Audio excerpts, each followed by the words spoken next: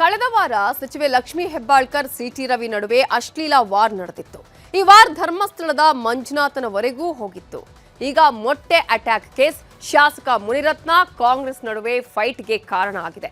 ಆಣೆ ಪ್ರಮಾಣದ ಸವಾಲು ಕಾಲ ಭೈರವೇಶ್ವರನ ಅಂಗಳಕ್ಕೆ ಕಾಲಿಟ್ಟಿದೆ. ಇವತ್ತು ಏನೆಲ್ಲ ಆಯ್ತು ನೋಡ್ಕೊಂಡು ಬನ್ನಿ.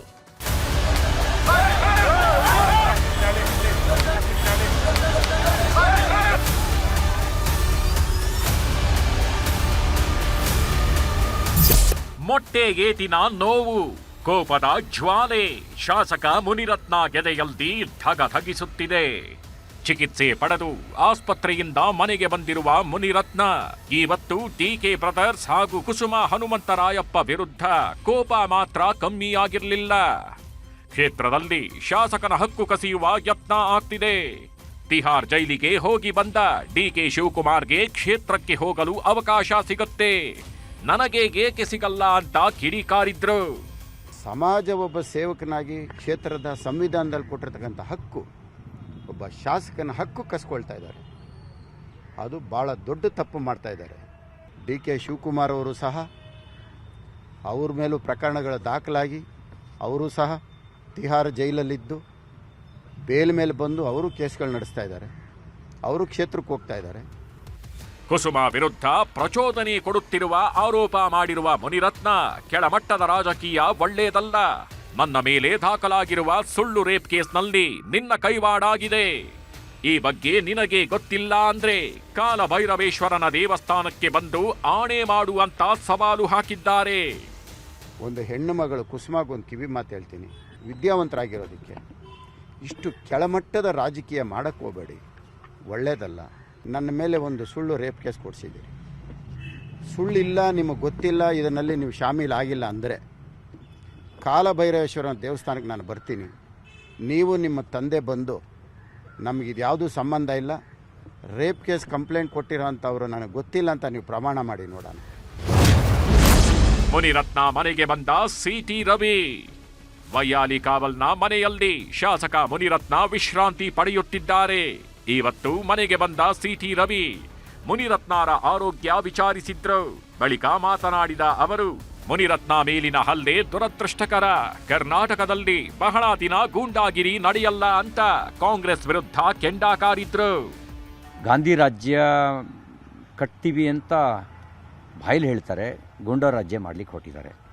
ಅದಕ್ಕೆ ತಾಜಾ ಉದಾಹರಣೆ ನನ್ನ ಮೇಲೆ ನಡೆದಂಥ ಹಲ್ಲೆ ಮತ್ತು ಇವ್ರ ಮೇಲೆ ನಡೆದಂಥ ಹಲ್ಲೆ ಒಂದು ತಾಜಾ ಉದಾಹರಣೆ.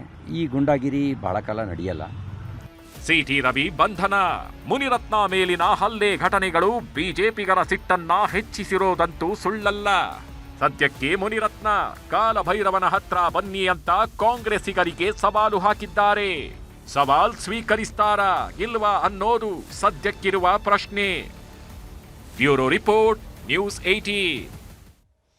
ರಾಜ್ಯ ಬಿಜೆಪಿಯಲ್ಲಿನ ಬಂಡಾಯ ತಾರಕಕ್ಕೇರ್ತಾ ಇದೆ. ದಿನದಿಂದ ದಿನಕ್ಕೆ ರೆಬೆಲ್ಸ್ ತಂಡದ ಸಂಖ್ಯಾಬಲವು ಹೆಚ್ಚಾಗ್ತಿದೆ. ಯತ್ನಾಳ್ ಬಣದ ಟೀಮ್ ಸಭೆಗಳ ಮೇಲೆ ಸಭೆಗಳನ್ನು ನಡೆಸುತ್ತಿದೆ. ಸದಾಶಿವನಗರದಲ್ಲಿರುವ ಮಾಜಿ ಶಾಸಕ ಕುಮಾರ್ ಬಂಗಾರಪ್ಪನವರ ನಿವಾಸ ಪವರ್ ಕೇಂದ್ರವಾಗ್ತಿದೆ. ಬಿಜೆಪಿ ರಾಷ್ಟ್ರೀಯ ಅಧ್ಯಕ್ಷ ನಡ್ಡಾ ರಾಜ್ಯ ಭೇಟಿಯ ಸಂದರ್ಭದಲ್ಲೇ ಬಂಡಾಯದ ಬೇಗುದಿ ಸ್ಫೋಟಗೊಳ್ಳುವ ಸಾಧ್ಯತೆ ಇದೆ.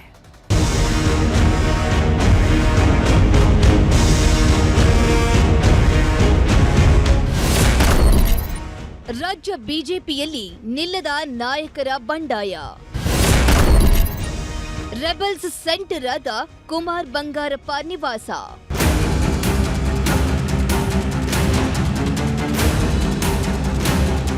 ರಾಜ್ಯ ಬಿಜೆಪಿಯಲ್ಲಿನ ಬಣ ಸಂಘರ್ಷ ಸ್ಫೋಟಗೊಂಡಿದ್ದು ರಾಜ್ಯಾಧ್ಯಕ್ಷ ವಿಜಯೇಂದ್ರರ ಮೇಲೆ ಯತ್ನಾಳ್ ಟೀಮ್ ತಿರುಗಿ ಬಿದ್ದಿದೆ. ವಕ್ಫ್ ಹೋರಾಟದ ಬಗ್ಗೆ ಚರ್ಚೆ ಅನ್ನುತ್ತಲೇ ಪದೇ ಪದೇ ಮೀಟಿಂಗ್ ನಡೆಸುತ್ತಿದೆ. ಸದಾಶಿವನಗರದ ಕುಮಾರ್ ಬಂಗಾರಪ್ಪ ನಿವಾಸ ಸೆಂಟರ್ ಆಫ್ ಅಟ್ರಾಕ್ಷನ್ ಆಗ್ತಿದೆ. ಬಿಜೆಪಿ ರೆಬೆಲ್ ಟೀಮ್ನ ಹಾಟ್ ಸ್ಪಾಟ್ ಆಗ್ತಿದೆ. ಹತ್ತಿರದಲ್ಲಿದೆ ಅನ್ನುವ ಕಾರಣಕ್ಕೋ ಇಲ್ಲ ಮಾಧ್ಯಮಗಳ ಕಣ್ಣಿಗೆ ಬೀಳಲ್ಲ ಅನ್ನೋ ಕಾರಣಕ್ಕೋ ಕುಮಾರ್ ಬಂಗಾರಪ್ಪ ನಿವಾಸದಲ್ಲಿ ರೆಬೆಲ್ಸ್ ಸೇರ್ತಿದ್ದಾರೆ. ನಿನ್ನೆಯೂ ಸಭೆ ನಡೆಸಿದ್ರು, ಇಂದು ಮತ್ತೊಮ್ಮೆ ಸಭೆ ನಡೆಸಿದ್ದಾರೆ. ಪಕ್ಷದೊಳಗಿನ ಮುಂದಿನ ಬೆಳವಣಿಗೆಗಳ ಬಗ್ಗೆ ಚರ್ಚಿಸುತ್ತಿದ್ದಾರೆ.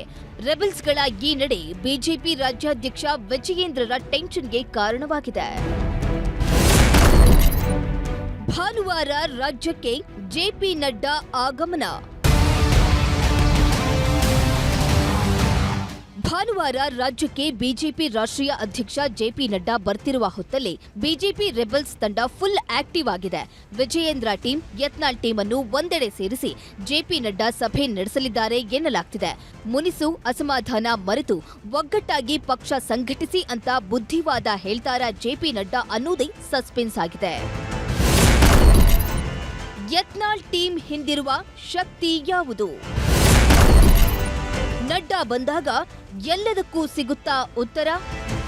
ರಾಜ್ಯ ಬಿಜೆಪಿ ಅಧ್ಯಕ್ಷರಾಗಿ ವಿಜಯೇಂದ್ರ ಯಾವಾಗ ಪ್ರತಿಷ್ಠಾಪನೆಗೊಂಡ್ರು ಆಗಿನಿಂದಲೇ ಕೆಲವು ಹಿರಿಯ ನಾಯಕರು ಅಸಮಾಧಾನಗೊಂಡಿದ್ದಾರೆ. ವಿಜಯೇಂದ್ರ ಎಲ್ಲರನ್ನ ಸೇರಿಸಿಕೊಳ್ತಿಲ್ಲ, ಹಿರಿಯರನ್ನ ಸರಿಯಾಗಿ ನಡೆಸಿಕೊಳ್ತಿಲ್ಲ, ಪಕ್ಷದ ಪ್ರಮುಖ ನಿರ್ಧಾರಗಳಿಗೆ ನಮ್ಮ ಸಲಹೆ ಪರಿಗಣಿಸ್ತಿಲ್ಲ ಅನ್ನೋ ಆರೋಪಗಳಿವೆ.